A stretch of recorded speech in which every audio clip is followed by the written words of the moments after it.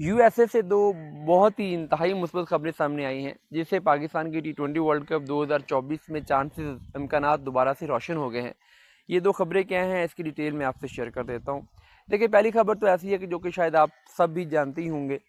Points table पर आज से 3 दिन पहले तक यूएसए की टीम पाकिस्तान से बहुत बेहतर पोजीशन पे थी। 4 पॉइंट से पाकिस्तान का 0 पॉइंट था। रन रेट उनका 0.65 था। पाकिस्तान का रन रेट माइनस में था।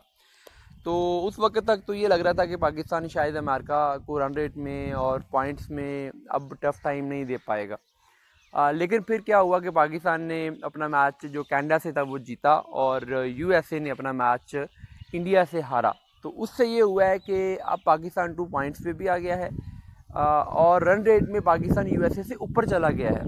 इस वक्त यूएसए का रन रेट 0.12 है और पाकिस्तान का रन रेट 0.19 है। इसका मतलब है अब पाकिस्तान के सामने जो हर्डल है वो रन रेट नहीं रही। अब पाकिस्तान ने सिर्फ ये उम्मीद करनी है कि आयरलैंड यूएसए को मैच हरा दे और फिर पाकिस्तान आयरलैंड को हरा दे। तो ये दो मैचेस के रिजल्ट्स हमारी फेवर में चले जाएं तो रन रेट में पाकिस्तान ऑलरेडी यूएसए से ऊपर है, तो पाकिस्तान सुपर 8 के लिए क्वालिफाई कर जाएगा। अब यहीं से दूसरी खबर शुरू होती है। जो फ्राइडे को मैच है यूएसए और आयरलैंड का, उस मैच के लिए जो मौसम की प्रेडिक्शन थी वो बहुत बुरी थी पहले। और वहाँ पर लॉडर हिल में तो फ्लड्स आ रहे थे। 4 दिन पहले से वहाँ पे फ्लड्स शुरू हुए थे और जो पिछला मैच था श्रीलंका का नेपाल का, वो भी वॉश आउट हो गया था क्योंकि उस दिन वहाँ पे 140 मिलीमीटर बारिश हुई थी। कल भी वहाँ पे तकरीबन 120 मिलीमीटर बारिश हुई है। तो जो वेदर प्रेडिक्शन थी वो ये थी कि ये फ्राइडे तक तो मौसम ऐसा ही रहेगा, सैटरडे से ये मौसम बेहतर होगा और संडे तक जो है ये नॉर्मल हो जाएगा। लेकिन अब वहाँ पे जो खबरें आ रही हैं वो कुछ बेहतर खबरें आ रही हैं, कुछ मुस्बत खबरें आ रही हैं। वो ऐसे कि फ्राइडे को जो मैच है आयरलैंड और यूएसए का, उसके बारे में जो पहले वेदर प्रेडिक्शन ये थी कि 98% बारिश का चांस है और 38 मिलीमीटर बारिश की क्वांटिटी है। ये दोनों चीज़ें डिज़ास्टर्स थी क्योंकि 98% बारिश का चांस हो और 38 मिलीमीटर तक बारिश हो जाए तो फिर उससे मैच नहीं हो सकता। इसका मतलब है कि इस मैच के पहले वॉश आउट होने के चांसेस 100% थे।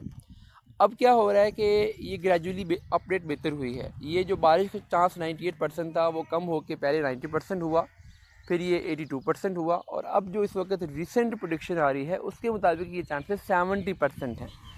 अब ये 70% चांसेस होने का मतलब ये है कि ये 70 चांसेस तो पूरे दिन के हैं। अब स्पेसिफिकली मैच के घंटों में क्या चांसेस हैं, तो उस वक्त जो वेदर रिपोर्ट है उसके मुताबिक 40 to 50% चांस हैं कि मैच के घंटों में, जब मैच होना है एक्चुअली उन घंटों में बारिश हो।